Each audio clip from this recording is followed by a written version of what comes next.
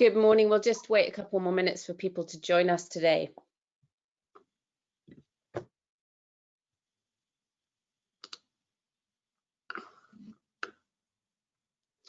Well, what a start to the year. It's the 12th of January and I'm exhausted, and I know a lot of other people are. It has been absolutely torrid already in 2021, but let's be positive. Let's look to the future.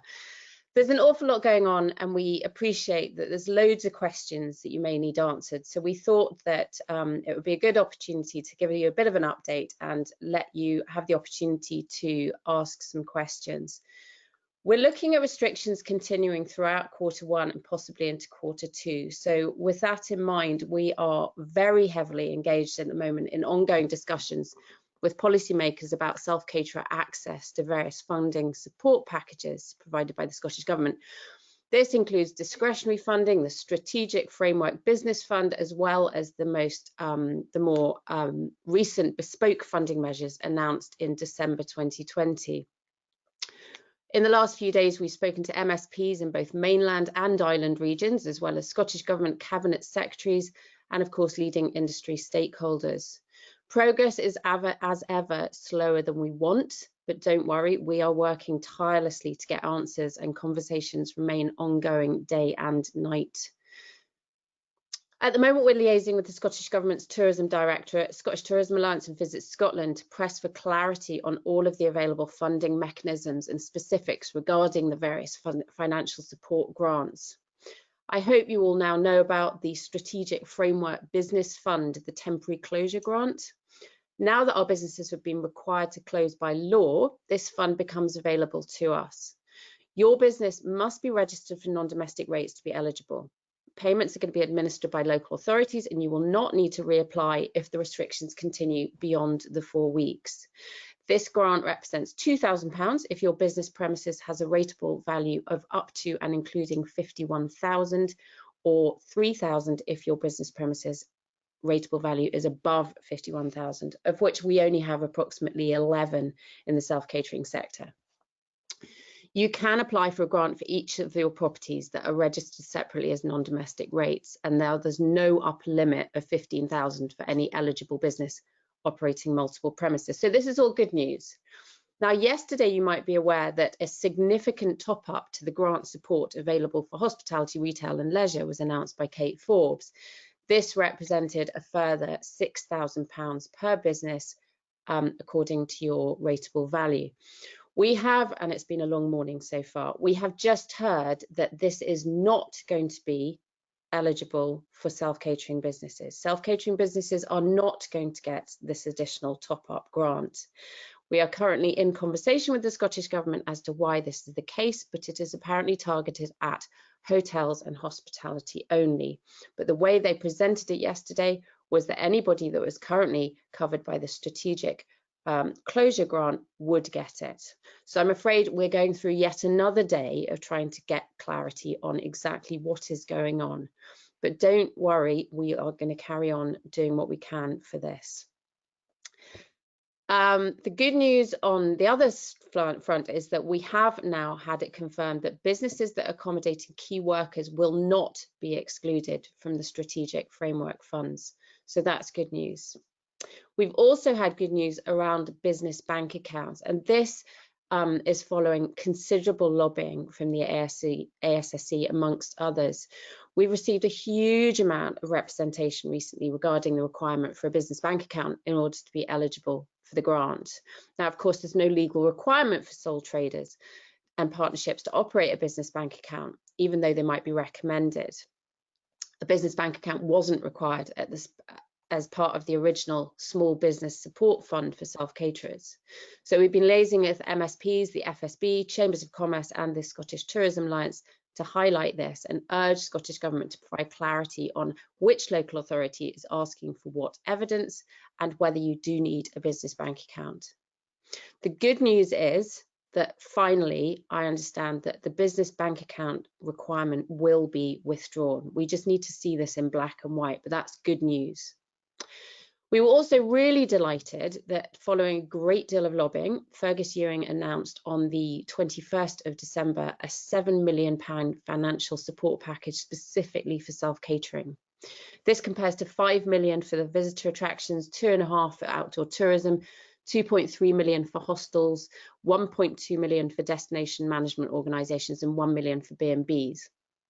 We were able to secure the 7 million based on the evidence we provided via our survey results and, frankly, sheer persistence. So we're absolutely delighted with that. The issue is that we're still waiting for the detail on that funding package, but we believe it's been designed to mitigate the very significant impact that the single household restriction has had on self-catering. Properties that accommodate more than one household have been effectively forced to close by this rule, and many have been left without any reliable means of income or support since the 23rd of September. As I say, the detail of this grant should be announced imminently, but we don't know what it looks like specifically. What we do know is that it will be targeted at properties on non-domestic rates.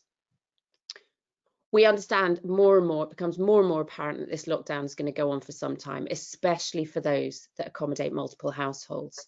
I'm not confident that we're going to be open for an awfully long time. We're seeking further urgent financial support for operators which accommodate multiple households. And we're also looking at other additional funding from the UK government. There's still a complete lack of clarity as to whether the £375 million by the Chancellor last week will be an additional pot of money for Scotland, or whether it has already been given as part of previous Barnett consequentials. Boris Johnson does seem to have given an assurance to Ian Blackford last week that it will be available, but we still need to get this in black and white. So moving on to level 3 funding, again, we've had a huge amount of representation about people that are on islands in level 3 still. On the 7th of December, Kate Ford confirmed that self-catering businesses that are in level 3 with reduced visitors numbers due to travel and gathering restrictions are not eligible for the Business Restrictions Fund support. Now, we all know that businesses in level 3 are essentially closed due to circumstance. We've been briefing both mainland and island MSPs and industry stakeholders to lobby for this to be rectified, and we're now fairly confident that financial support will be forthcoming. And again, this morning I've heard from Liam MacArthur on Orkney, who has been doing a fantastic job working with his constituents in the Scottish Government, that the Orkney Council is now looking at a scheme to make it equivalent for businesses in level 4. This is really, really great news. We've also been asking that businesses that are on non-domestic rates they have to be registered on non-domestic rates in November 2020 rather than March 2020 to allow for those businesses that have got themselves in order in the interim to be covered by these grants. We totally understand this is a really challenging, frustrating and anxious time, and we will try and get clarity from the Scottish Government on all of these different funding arrangements for self-caterers as soon as possible. This is an ongoing issue and we will continue fighting for the sector. More good news is that business rates, we're now confident that will be an extension to business rates relief. So as you can see, targeted and successful lobbying has resulted in these very significant changes. So let's see what else we can do. We're also working with various stakeholders to see if some pressure can be put on the Financial Conduct Authority and regulators to extend mortgage holidays beyond the original 6 months. We're very aware that a lot of people have commercial mortgages on their business premises, but they also cover their domestic dwellings. So essentially, if you lose your business premises, you're also going to lose your own home. This has to change, and financial companies and banks need to step up and help us out in the absence of further funding being available. Conversations are very much ongoing, and we will keep you up to date. Meanwhile, whilst all of this is going on, in the middle of a global pandemic, the freight train that is short-term let licensing continues to pick up speed. Leading tourism and business stakeholders have highlighted the negative impact of the proposed short-term let regulations for the economy and tourist industry, especially in light of the pandemic, and they have recommended a postponement. The real cost to local councils of implementing the licensing and planning control zones has simply not been properly considered. This was made even more difficult in the absence of business regulatory impact assessment being published alongside the consultation. There are all sorts of issues with this, and it now transpires that the ill-considered short-term let legislation also impacts B&Bs. They didn't realise this. When they drafted the legislation, I had to point it out that home sharing is defined in the legislation, and it covers B&Bs. We understand that the delivery group did not consult with the B&B sector, which we believe would have been a basic duty given the impact of the regulations. We've shared this information with the B&B Association, Scotland's Best B&Bs, Visit Scotland, DMOs, FSB, Scottish Land and Estates, Cabinet Ministers, none of whom realised that B&Bs would fall within the scope of the regulations. The regulations are incompetent, and we're going to carry on fighting to get them withdrawn.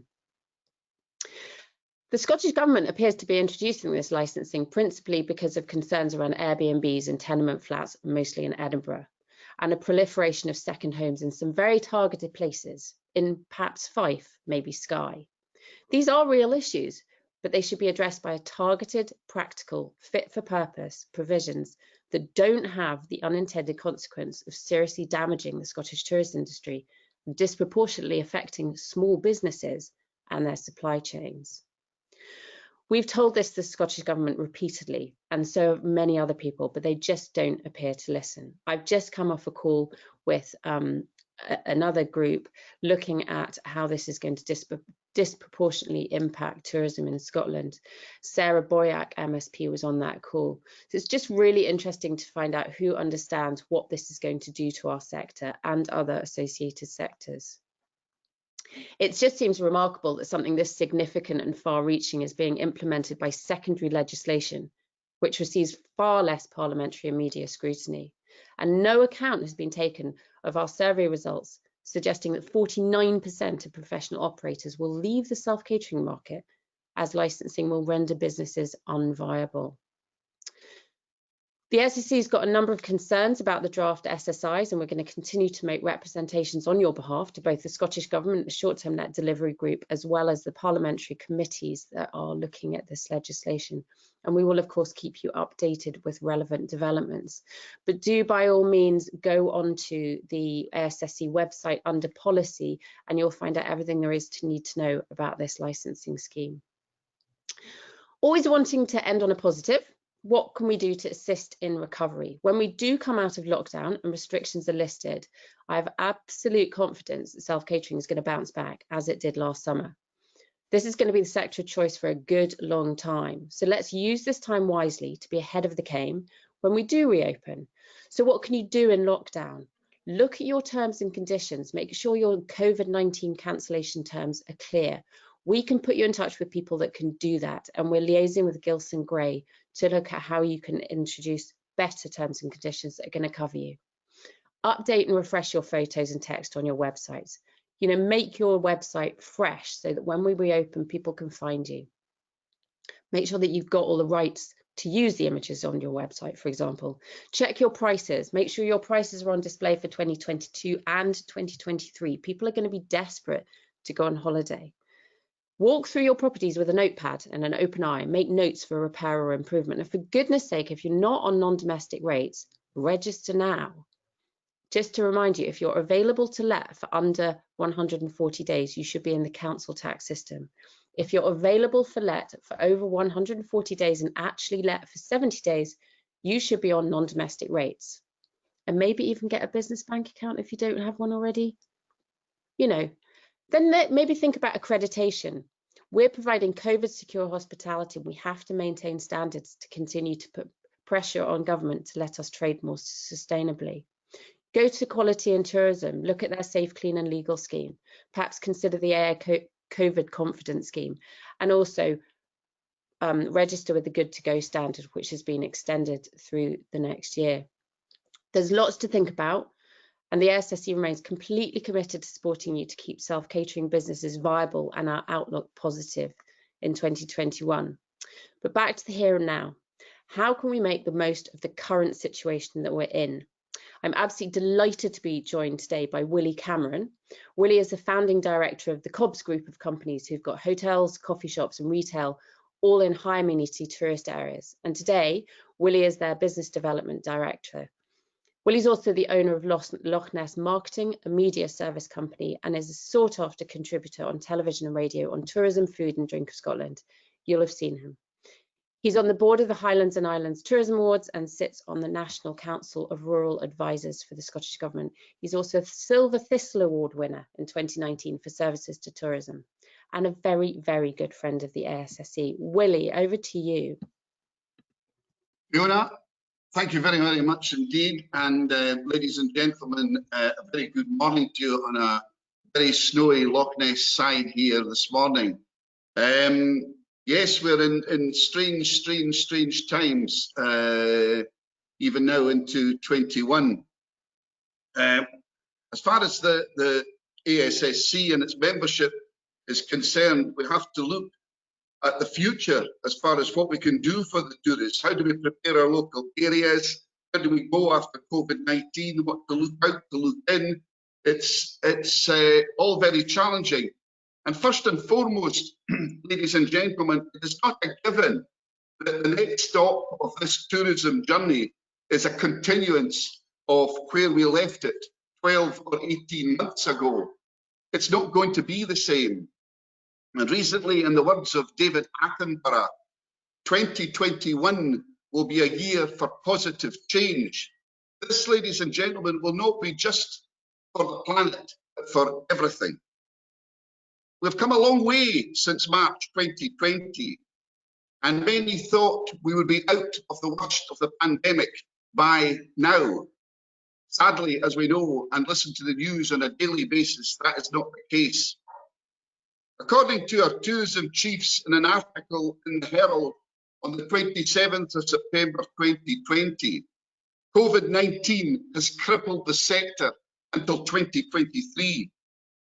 Also, a report by Visit Scotland pins hopes on a reboot of the sector with more spirit-lifting experiences and combined with rural hospitality. What does all that mean for tourism in general and self-catering in particular? Catering for fewer visitors with high demands who are looking for a COVID-safe experience.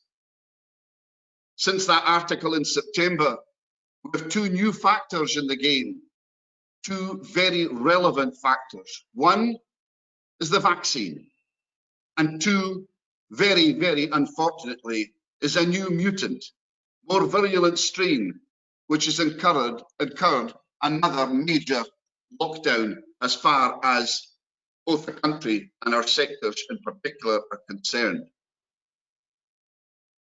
We thought at the beginning of the year, towards the end of the year, we'll be preparing for Easter. Ladies and gentlemen, I do not think so. Well, not as we know it. We, at the present moment in time, are being pushed to all our limits. And I myself, in our own business here at Cobbs, we have 4 hotels, 8 retail units, 17 coffee shops, 4 self-catering units, 1 bakery, and a tea and coffee company. So we have experienced it right across the total sector. As far as 500 employees we had at the beginning of COVID, today we have 350. We had to make 30 redundant in our bakery, and the rest went with natural wastage. However, when and how things are lifted, we have to cater for a public looking for a safe experience, with attention to care and detail, with a choice of adventure in comfortable surroundings and access to the best local food and drink, with friendly, interesting, self-distancing locals who can relay stories and tales with an added bit of history of the area they are domiciled in for their staycation. Because until we have a global vaccination, I do not believe we will have many foreign visitors who will be travelling to this country or anywhere. So, what can you do to either change your existing experience or introduce new ideas to cater for the new client? The new client that is going to come. It might be the client that came last year or the year before, but they're coming with new ideas. They're coming because they've had lots of time on their hands, they've had time to think. And we have to look at the trends that are coming out of this pandemic. We've seen shopping online. Everything's online. So your Wi-Fi at your locations has to be the best that you can obtain.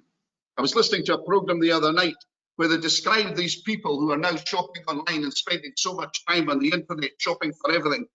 Pouch-based, contactless consumption. Whatever happened to surfing on the net? People are looking for local shopping, shopping local. So you have to arrange deals with your local suppliers. You have to arrange deals with your local visitor attractions, with all the local boat trips, everything local. That's what people are looking for, and it keeps it within the bubble. They're looking for exercise, indoor and outdoors. If you have facilities in your premises, you put in a little gymnasium, a little gym. Find out where your golf courses are. And walking. People are walking everywhere. And of course, the rise in dogs.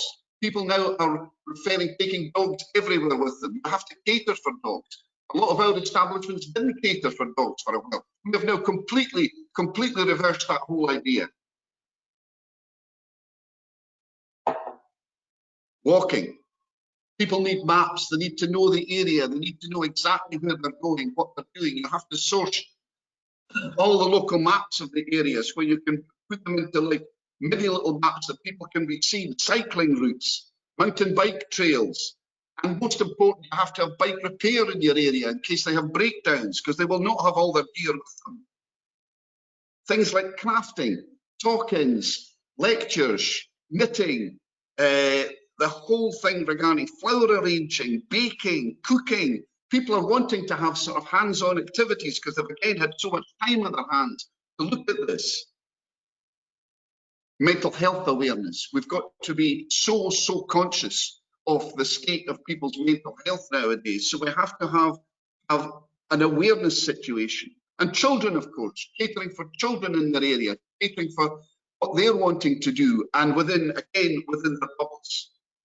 Things like wild swimming, so new to this whole area. People have never been wild swimming before are now doing it because they've got time in their hands. So you have to find the areas close at hand to where your domicile is, where they're going to be coming staying. You have to look at all the local restaurants. They'll be looking for vegan, organic, local gin, beer, whiskey. But most of all, it's got to be safe all the way down the line, because that's what people are looking for. They're looking for the safe environment. Strange things are coming to the surface, like the fastest growing TV program at the present moment in time is the repair show. Why? Why has a program like that come to the fore? Basically because it encourages and embraces nostalgia, sympathy, empathy, touchy-feely. It's memory. Everyone can relate to it, men and women. So you have to analyze things like that so that you can hit the right button to attract, when you're advertising on your website, when you're discussing on the telephone, when you are dealing with the clientele. And believe you me, a journey of 1,000 miles begins with one step, and that one step has got to come from you and what you are going to do to change the way that you have done things before. You've got to look at it and think a new way forward. Your way forward for 2021 and beyond is all dictated, totally dictated now by consumer demand. The voice of your clients is dictating your direction of travel, and that is why the first step of what you do is so extremely important. What is the consumer direction? What are the elements you have to look at? Some of these elements may be in your portfolio already, but today they're looking for the personal touch. They're looking for the add-ons. They're looking for the gifts. They're looking for the added extras, the upgrades, the deals, the offers, the vouchers. Ladies and gentlemen, it's the extra mile. And believe you me, as I've said many times before, there are no traffic jams along the extra mile. You might never have done it before, but you have to do it now. You have to look at the way that the generations are looking at things on Instagram, TikTok, and all the other social media channels out there. They don't buy without seeing how the influencers are talking about everything from gloss to a holiday in the Bahamas. Digital strategy, the influencers, the key opinion leaders. 50% of sales, ladies and gentlemen, on the internet come through the channel of key opinion leaders, of influencers. You have to engage them or engage organizations, membership organizations that are using influencers in promoting your area, promoting your business to the wider world out there, to these people who are sitting on the couch and surfing the net. Couch-based, contactless consumption, as I said before. You've got to look at climate change. You've got to look at climate change because that's so much in vogue and people have again had time on their hands to look at this. So you have to be, your business has to be lean, mean and green in all aspects. And take the people off put them through the byways, not the highways. Get the clients off the main routes, get them into all the country areas. Slovenia did this many years ago to create a very, very successful tourism industry. The byways, not the highways. You've got to look in at your business, not out. And you need to shout louder through the ASSC and people like that for your sector. And at the end of the day, ladies and gentlemen, you know your business best. Not everyone in the public sector is wired to your sectorial way to do things. They do not understand. And also, you've got to go with that instinct. But old ways, ladies and gentlemen, after this frightening 12 months, old ways won't open new doors. You've got to look at your business, what's happening that shouldn't be happening. And look at business, what's happening that should be happening. You've got to take stock of your situation. If you don't have quality data to evaluate, you cannot move forward. But organisations like ASSC, Scottish Tourism Alliance, Scotland Food and Drink, Visit Scotland, the enterprise companies have access to all that data. You have to hone in on that data. You have to change the way of do not accept just what it says in the brochure. You have to look at that data and model your business to cater for the data and the needs and demands of the general public out there and want you to come and stay in your self-catering establishment. It's all about new planning in a new world. It's like the repair shop. Use all the tools at your disposal and bring in the experts where necessary. And ladies and gentlemen, as I've said many times, collaboration is of the utmost. Man cannot stand alone. You have to use the whole team, and don't drop the ball. And just before I finish, there's a couple of things that I'll direct you in. There's an organization called Skift, which is a global travel industry intelligence based in America. They have a webinar coming up on Wednesday called Megatrends to 2025 of great use. The McKinsey report, McKinsey is a global institute, gave a report out beyond coronavirus. Absolutely excellent, very deep, long read, but again, very, very worthwhile.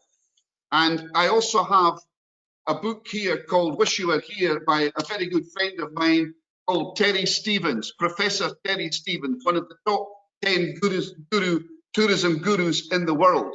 And this is stories behind 50 of the world's greatest destinations. Read this book and they will show you what you need to do. They will give you ideas of things that can change. And one of the things where he says, making the cut, selecting the 50 destinations. Rule 1, you must always give tourists a great experience. Rule 2, never forget rule 1. And finally, just to finish up, as far as that presentation is concerned, you can see where it's coming from. It is digitally based. It is what the consumer is looking for. And in my days, I've been known to do the odd ode. So to finish off this webinar, which I trust you have found of interest and maybe have pointed you in some sort of direction as far as the future is concerned, we would love to have a glass ball that would tell us what the future is like. But as you know, every day is changing. Every news bulletin is something different. Every statement from government is something different. So here we are in 21. Thank goodness year 20 has long gone. The COVID rate is soaring high. We hope the vaccines say bye-bye, and we can get back to what we know best, is to provide accommodation to give our clients a rest. Let them forget the months gone by in Arran, Aracha, or the Isle of Skye. Old ways won't open new doors. We have to develop our business on different floors. Open our minds to trends we see and refer to data from ASSC. Ladies and gentlemen, I wish you all the very, very best for 21 and beyond, and a good new year. Thank you. That's great. Thanks very much, Willie. I think we've learned an awful lot in the last few minutes, which has been excellent. And thanks very much for that overview. I think there's an awful lot to take on at the moment. And just to let everybody know that we will be providing a summary of everything that Fiona's gone through this morning. But we'll move on to a few questions and answers. So, Willie, we've just had a couple of questions in about your last top tips. Can you just kind of confirm what the book was called and the American company was called that you mentioned, just to review that quickly? The book is called Wish You Were Here. That's it there. You can get it, I think, on Amazon, and it is how do the top 50 top destinations from around the world consistently deliver high-quality visitor experiences, and it's done by an associate and colleague of mine, Professor Terry Stevens. So that's the book as far as that's concerned. The other one is an organisation called SKIFT, S-K-I-F-T, and they have got a webinar on the 13th of January, 11 AM, called Mega Trends to 2025. SKIFT is used by many people in tourism business as far as getting information relative to what is happening, what the future is, and there's no doubt about it. The way forward now is trend-based. What is the people wanting? And the trends can change. The long term, SKIFT is an excellent organisation. And finally, is the McKinsey report, M-C-K-I-N-S-E-Y.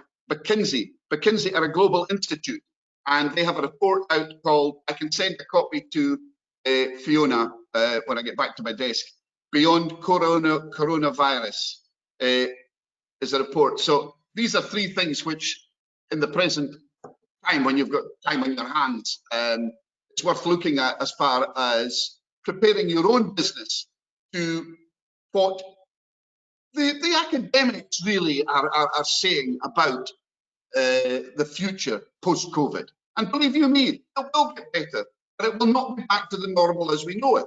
It will get better. The vaccine's on its way. People are more conscious of this new variant, and it is when. We do not know when, but it will get better, and we will get back to a sense of normality. But it will be different, and people will be buying different, and people will be looking for things that are different. So these things might help a little bit in constructing what you want to do for your business. Willie, can I just say that lots of people are saying that you've been incredibly inspiring as well as practical, and Lucy Tile would like to say thank you for giving her a kick up the backside, which I think is quite lovely. Not at all. As long as I wouldn't get arrested for it. Sorry, Mel. That's brilliant. So we can provide the links, and we can also provide a summary to all the questions that we're receiving, because we are getting a lot of questions. So we'll provide a link for the recording of the webinar and some summary for all the questions. But also, Fiona, we're getting a few questions about the funding, and there's a lot of detail to kind of comprehend. So we can provide a summary of what you've gone through this morning, but also just on the obviously we've had an announcement about the £7 million for self-catering, and then we've also had the Strategic Business Framework Fund. Can you just quickly obviously just identify the two, because they are separate, aren't they? They are entirely separate. Originally, before the January lockdown, we were excluded from the Strategic Framework Business Fund because we were in level 3 or below. We self-caterers are only eligible for the Strategic Framework Business Fund if they're in level 4, which obviously a lot of us are not on the islands, understandably. But so at the moment, self-caterers are eligible for £2,000 if your rateable value is up to 51,000, and £3,000 if your rateable value is over 51,000, whilst we are in level 4. And it is a rolling arrangement. It will be paid for 4 weeks at a time in arrears from your local authority. You don't need to reapply. Now, that's completely separate from the £7 million grant, which was another completely different lobbying activity that was announced in December by Kate Forbes when they released £104 million to the hospitality sector. Now, the £7 million is completely separate. They have not announced the eligibility criteria, but it will be paid for by the local authority, and it is based on non-domestic rated premises. But as I say, that's a completely different fund, so don't get confused. If you apply for the Strategic Business Framework Fund, you can also apply for the £7 million fund. And also, Fiona, there's quite a few people that are on domestic rates, so that's a separate scenario entirely, isn't it? That's an entirely different conversation that's ongoing. Clearly, businesses that are on council tax and not non-domestic rates are currently not covered by any of the funds, but there is a conversation about discretionary funds from local authorities that will target people on council tax. So I can't give you any detail on that, but it is very much a live conversation. Brilliant, thanks for that, Fiona. There's a question here for Willie. There's going to be huge pressure on the countryside when we're allowed to travel. Now is the time to get the outdoor access code promoted. Agri-tourism members have having problems already. Jim Smith, Stand Up Farmer, is making a video, but can we help? So how, obviously we've got to manage tourism as we come out of COVID. So what are your views around that, Willie? Well, undoubtedly, as far as sustainable tourism is concerned, particularly we saw in the summertime certain areas, particularly in the Highlands of Scotland here, that were completely used, abused, overworked, too many people on the roads, car parking, toilet facilities. There undoubtedly has to be a strategy from both local government and Scottish government to the managing of tourists within rural areas. The whole rural area is our advert as far as people wanting to escape from cities and everything else is concerned, to come to the wonderful Highlands and other rural areas, the borders of Scotland, etc. So it's got to be, and now we have time on our hands to put into a structure of full management, sustainable management of tourists coming into the rural areas, as far as walks are concerned, paths up mountains, toilet facilities, car parking, motor homes.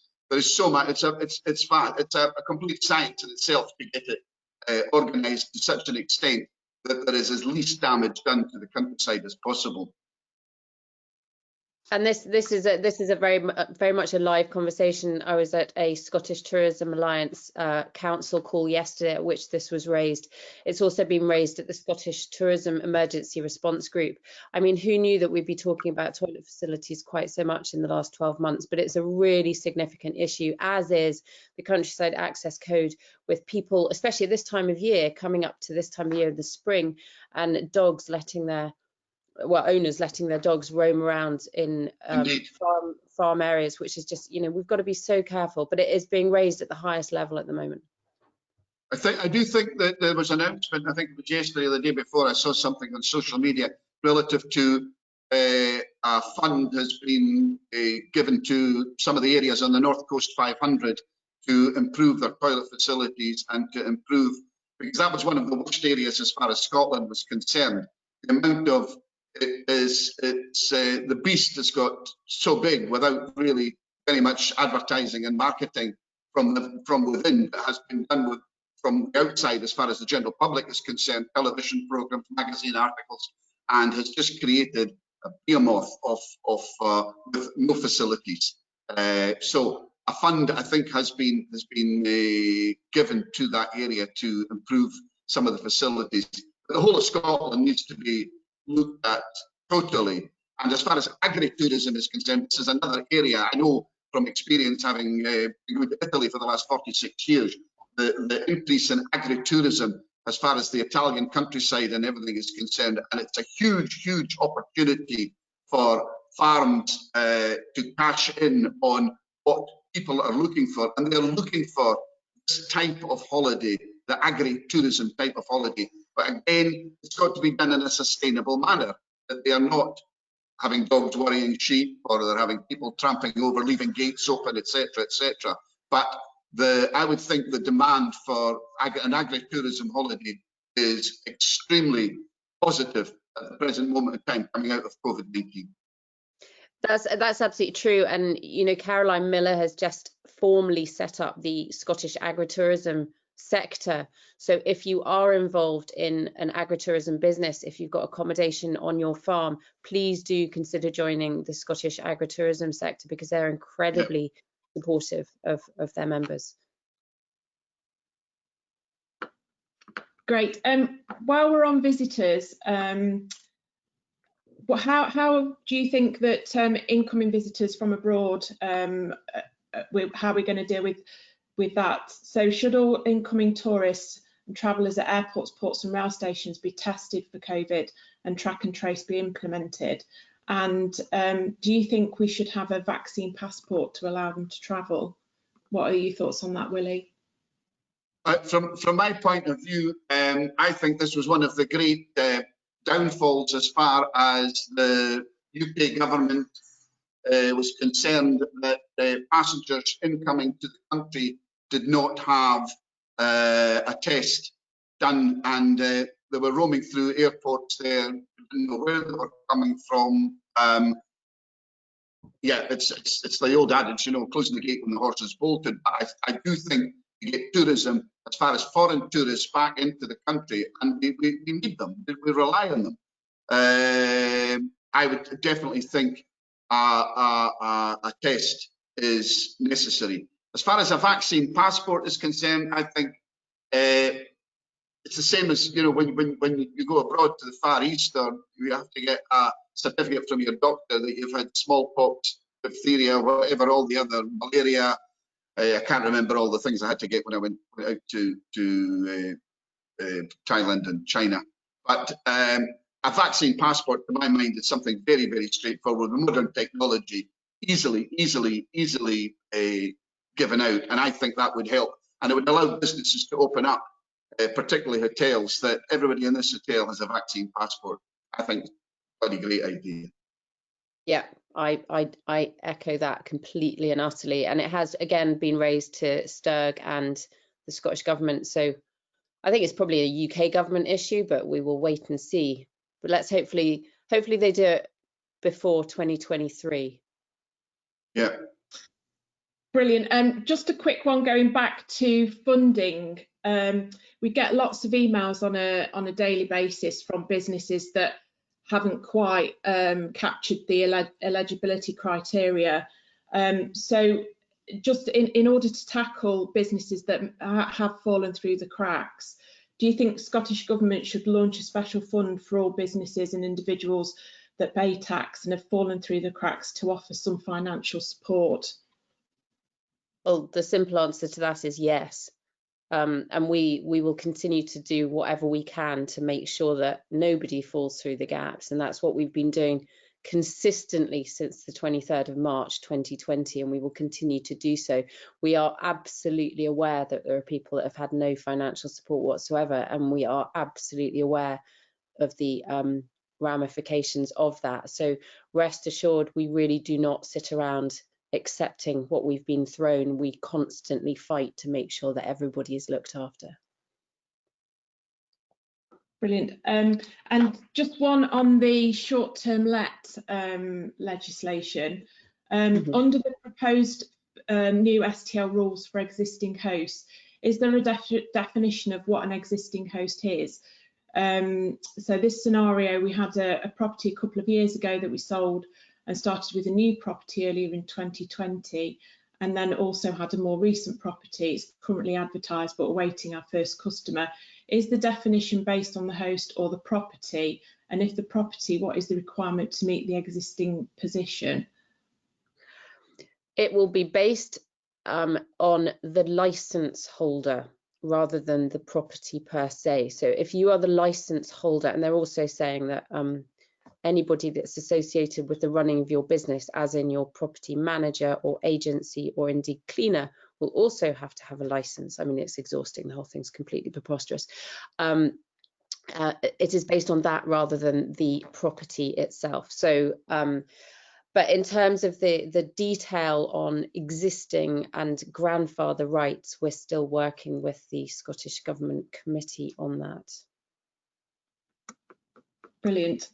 So in terms of obviously short-term lets, we'll be providing more information because obviously we're running up to the, there's a deadline of the 22nd, so we'll be running up to that and providing more information as we move forward.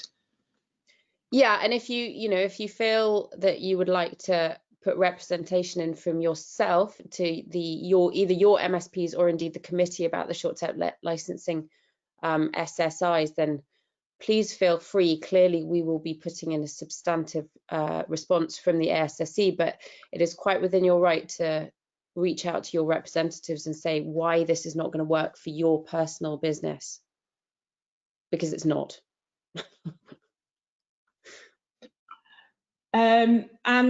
Just looking at the future then, from both of you, Fiona and Willie, so vision for the future in the next 5 years. Obviously we're still dealing with COVID, but is there any advice that you would give for businesses, obviously looking at business planning at the moment or things like that, for sort of a strategy coming through this? Well, I think from my point of view, I think we need to be very, very aware that we are in a brilliant position going forwards. When we come out of lockdown and people are vaccinated and we're in a less restricted environment, self-catering and indeed B&Bs are going to be in a brilliant situation to bounce back and bounce back very, very strongly indeed. So if we all take on board the advice that Willie's just given us and keep looking into our businesses and out also what's going on in the greater wide world, then we will have a very successful business at the end of this. So I think the important thing is to remain positive and remain innovative and to remain agile to what comes up in the future. But Willie, back to you, because you are Mr. Inspiration. Yeah, I think if we look back, go back 2 or 3 years ago, we've really had a marvellous tourist business in Scotland for the last X number of years. This whole pandemic has come as a shock, a real shock. I think there's a lot of people out there thought this is just going to go on and on and on and on, and it's going to be San Ferrian all the way down the line. We're doing great. Scotland is top of the pops. We've got an individual, we've got an outlook on life. We're a completely different type of nation. We're start the next thing, and the tourists are going to keep running in. Then bang, March last year, the whole thing was brought down to a semblance of reality that, hey, it's not going to be like that. And as the months went on, and we're coming up to nearly 12 months now, it might go on to 18 months, we've got to realise that we've got to renew, we've got to recover, and we've got to really look in at our businesses, because the client out there, it might still be Mr. McFadden from 37 Acacia Avenue coming back for his holidays. He is a different person now. He is a completely different person for 101 different reasons. His whole attitude has changed. His whole mindset has changed. What he's looking for has changed. And it's what I've said, unless we follow what the trends are, what is Mr. McFadden going to be doing for his holidays? in 2023, 2024 and 2025, we will not be able. And the thing is, the competition is happening in Italy, it's happening in Spain, it's happening in all the other Highlands, Far East, all these other places are thinking exactly the same way. So the competition is not the man next door now. The competition is much, much further afield. And we have to adjust. We have to adjust to that. And we have to look at our business with a fine-tooth comb in order that we can create the best experience with as many add-ons that we can put onto it to attract Mr. McFadden and his family to come and stay again. We have got to do that. And the only way to do it is to look at a complete digital experience to renew and review the situation and recover from the situation we're in at the present moment in time. And also with providing these experiences, I guess it's about self-catering owners and self-catering community linking in with local communities and local experience providers. And we've got groups like Wild Scotland, Sales Scotland, local DMOs, and it's about, as you say, Willie, it's about linking in and collaboration. And I guess looking forward in the future, there's probably things that we could do to signpost, you know, some other industry bodies, so that we can kind of link in self-caterers with other experience providers to provide that experience. Totally. And going back to what I was saying before, we are the private sector. We run our own businesses. We've experienced something at the very, very sharp end of catastrophe at the present moment in time. So together, we will be much, much, much stronger as a collaboration of various different organisations from the private sector in order to advise government and advise the public sector on what we require to carry this on. Because at the end of the day, it's the basic economy of the country. Tourism, and rural tourism in particular, is one of the highest benefactors and contributors to the pot of central government. So the private sector has got to influence the public sector to such an extent. As I said before, you're in charge of your own destiny. You know your business best.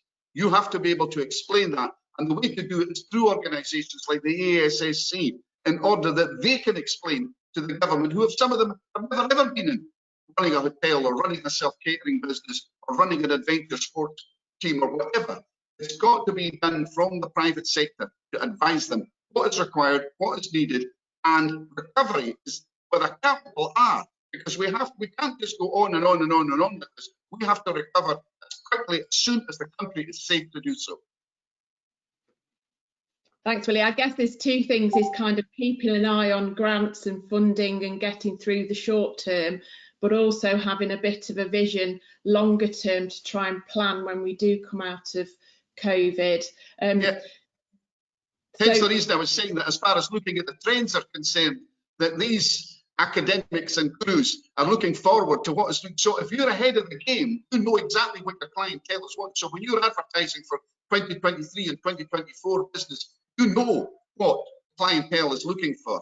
And if you're ahead of that, you're onto a winner. You will win. And we can put Scottish tourism right back to where it belongs, at the top of the tree. That's brilliant. Lots of inspiration there. In the short term, Fiona, obviously people are looking at funding. In terms of next steps, over obviously the short term responses by the 22nd, and in terms of grant funding, if you just quickly highlight what you're envisaging for the next couple of weeks in terms of how it's all going to roll out. Well, given that it changes every 5 minutes, that's quite a difficult one to answer, if I'm honest. But yesterday I would have said a completely different answer. We are obviously backtracking on what the Scottish Government announced yesterday, and we need to get that out to people. But in terms of the Strategic Framework Business Fund, that should be announced in the next, well, if you should have applied already, and if you've not, then do so.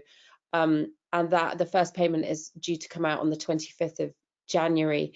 We are expecting an imminent announcement about the £7 million fund, and everything that else is ongoing is just a live conversation, and there are conversations going on literally every minute of the day with all sorts of different stakeholders. So it's an incredible moving conversation at the moment. So keep an eye out on the ASSC news page, because that's where we post absolutely everything. As soon as something happens, we post it. That's brilliant, and yeah, we'll keep everybody updated as much as we can. Is there anything else either of you guys wanted to highlight before we close? I guess we've just got a couple of bits in terms of membership to highlight. Is there anything else that you guys have got to cover? Thanks Absolutely. to everyone that's come along today. It's brilliant, absolutely fantastic, and we're absolutely delighted. We've now got over 1,200 members of the ASSC. I mean, it's unbelievable. All right, anyway, sorry, Mel, go for it. No, that's fine. No, so obviously there'll be a lot of our members on the webinar today, and a lot of people that have joined us that aren't members. We've got details on our website if you want to join, get in touch. Eleanor, who's our membership secretary, is great, and she'll guide you through any information that you want to know. We've got some amazing support from Partners for Business. So just to highlight the businesses that really do support us: Bruce Stevenson, Cumberland Business, DM Hall, Discover Scotland, HGR Tax Consultants, Interhome, Noise Aware, Quality in Tourism, Super Control, and VRBO. And trade suppliers are Air DNA, Cleaner EV, EQ Accountants, Landlords Little Helper, and Soloway Water Management. And we'll be looking at doing more ASSC talks in the next coming weeks, and we'll advertise all of our sessions via email and on our website as well. So we'll produce more information on all the questions that have been asked today and all the information. But thanks ever so much for everybody for joining us. And there is an awful lot to take on board at the moment, so we'll keep on with the newsletters. And thanks to Fiona and Willie, and for keeping us really enlightened over the last hour. Thanks, it's been brilliant. Thank you. Thank you, everyone. Thanks. Thank you, and best of luck to everybody. Yeah. Bye-bye.